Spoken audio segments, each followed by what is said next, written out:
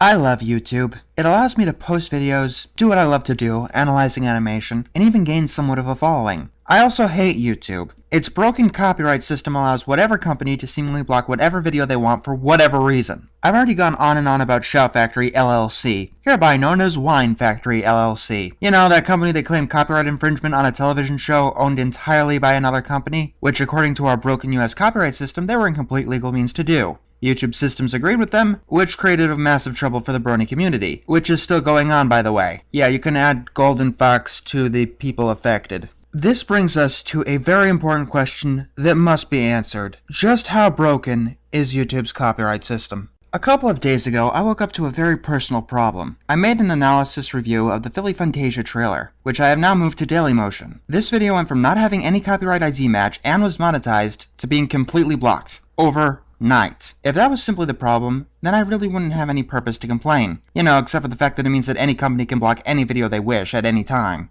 I do kind of think that there should be some kind of warning system, that you have a certain amount of time in which you can remove the video safely without consequence. YouTube does not agree with me. A video that was previously in the clear had now given me a copyright ID strike. That was not a match, it was a strike. This should be frightening for anyone who posts any sort of content on YouTube. You know that saying, 3 strikes and you're out? YouTube takes that to heart. If you get 3 strikes, which apparently any company can place on any channel at any time that they want, then your account is deleted and your videos are removed. You will also not be able to create another YouTube account, at least with your same email. Just one claim can do all kinds of funky things to your channel, prevent you from monetization, making videos longer than 15 minutes, or using custom thumbnails. I feel like I should say that I was lucky that the only thing I lost was the ability to post videos longer than 15 minutes, but that would be stupid. What other place on earth would you call yourself lucky for only losing one of your abilities? There are 2 ways to get a copyright strike to go away. Number 1 is that you can wait for 6 months and it goes away on its own. I wouldn't exactly call that reasonable, especially if your video falls under fair use. The other way is to get whoever got your video removed to release their copyright claim. I took option number 2. BRB International had already proven themselves friendlier than Wine Factory LLC. When I first made the review, they commented on my video thanking me for it. I tweeted it, and they responded to it. They were reasonable, and the copyright claim was released. BRB International is not what this video is about. Let me tell you what this video is about. I made a review analysis of a trailer.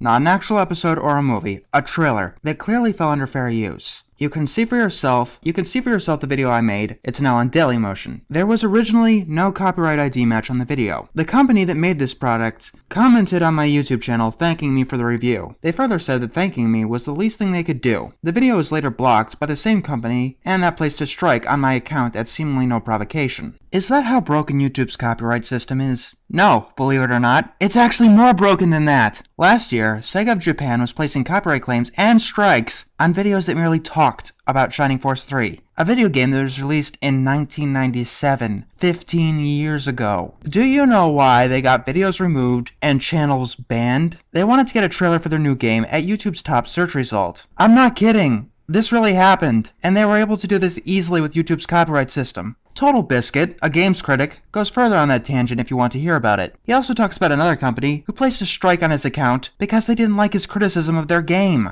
About a year ago, I received 2 copyright strikes from Sega of Japan. Videos of the game Shining Force 3, a title from the Sega Saturn era. In this particular sweep, Sega also took down videos that didn't even feature gameplay, webcam vlogs, just talking about the game. Why did they do this, you might ask? What possible reason would they have? Search ranking. They used the copyright claim system on YouTube to eliminate videos with high search ranking so the trailer for their new game Shining Arc would rise to the top.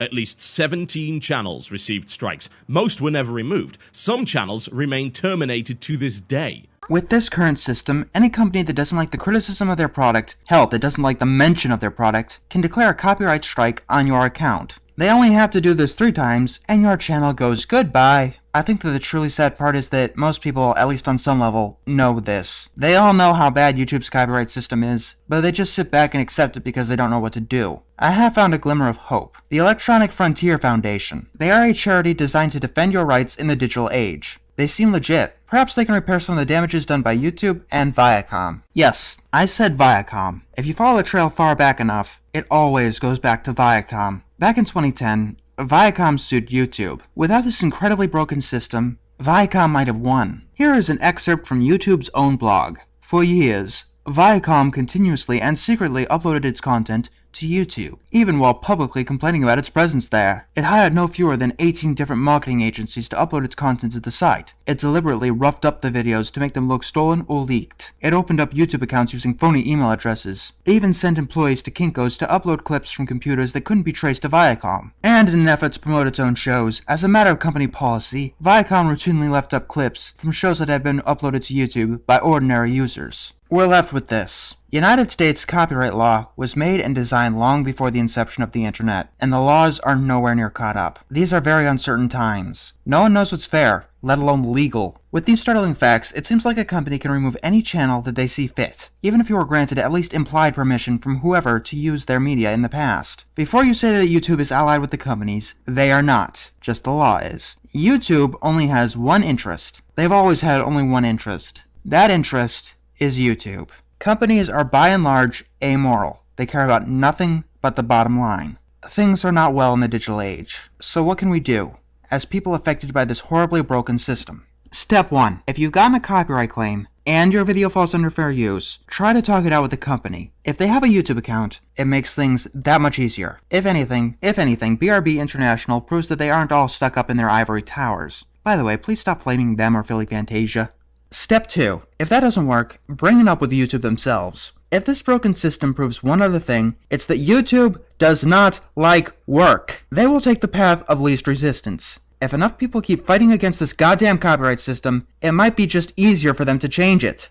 Step 3. Watch Total Biscuit's video and spread it around. True, it's about a copyright claim of a video game, which actually has the least copyright problems of any media on YouTube, but its words ring out true for any reviewer or critic of any media. And all proceeds from it go to the EFF. Speaking of which, Step 4. Learn about the Electronic Frontier Foundation. Spread the word that they exist. Donate or join to them if possible. Step 5. And this is the important one. Complain to YouTube. I know it may seem like just another drop in the bucket, but it has to be done. If enough people start complaining, then they will be forced to do something. There are plenty of other video sites out there. Step 6. Boycott any company that has been known to use YouTube's copyright ID policies to shoot first and ask questions later. These companies include Viacom, 20th Century Fox, and Wine Factory LLC. Step 7. The inverse. Support the companies that are reasonable about this whole thing, such as BRB International, however rare they are. And finally, if any of my information is wrong, please don't hesitate to tell me.